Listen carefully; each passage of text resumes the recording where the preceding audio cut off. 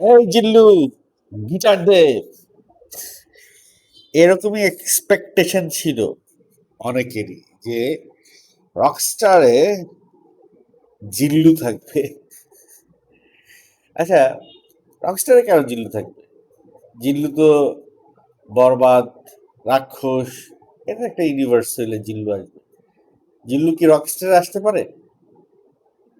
কোনোভাবে কি আসা যায়? না, আসা যায় না।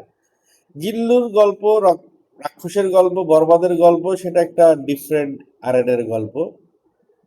রকস্টারের গল্প একটা ডিফারেন্ট আরেনের গল্প, একটা ভিন্ন ধারার গল্প। সো এখানে জিল্লুকে আমরা পাবো না। তাই যারা এই জিল্লু গিটার দিয়ে বলে চিৎকার দিচ্ছেন, তাদেরকে একটু থামতে হবে। জিল্লুকে আমরা এখানে পাচ্ছি না। তবে রকস্টারে শাকিব খানের সঙ্গে একটি ক্যারেক্টার সবসময় দেখা গেছে।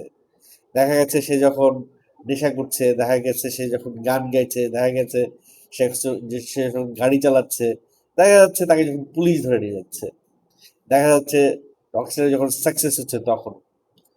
সো জিল্লুর মতো একটা ক্যারেক্টার আমরা রকস্টারে পেতে চলেছি। এখন এই ক্যারেক্টারের নামটা কি? আমি কয়েকবার পজ করে ওই ছেলেটাকে চেনার চেষ্টা করলাম। সম্ভবত আমাদের দেশের মডেলিং সেক্টরের কেউ হবে। আমার নামটা এখনো মনে আসছে না, বাট খুব পরিচিত লাগছে মুখটা। তাকে আমি কোনো বিজ্ঞাপন বিজ্ঞাপনী সংস্থার মডেল হিসেবে সম্ভবত দেখেছি।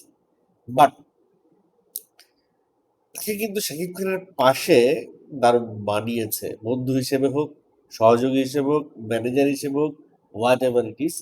ক্যারেক্টারটা কিন্তু অনেকটা, মানে হয় না যে ছোট ভাই বড় ভাই বা 19-20 বা লুক অ্যান্ড ফিলে তাকে চেষ্টা করা হয়েছে শাকিব খানের কাছাকাছি করবার জন্য, অর্থাৎ শাকিব খান যেই লেভেলে, সেই লেভেলে তাকে রাখার চেষ্টা করা হয়েছে।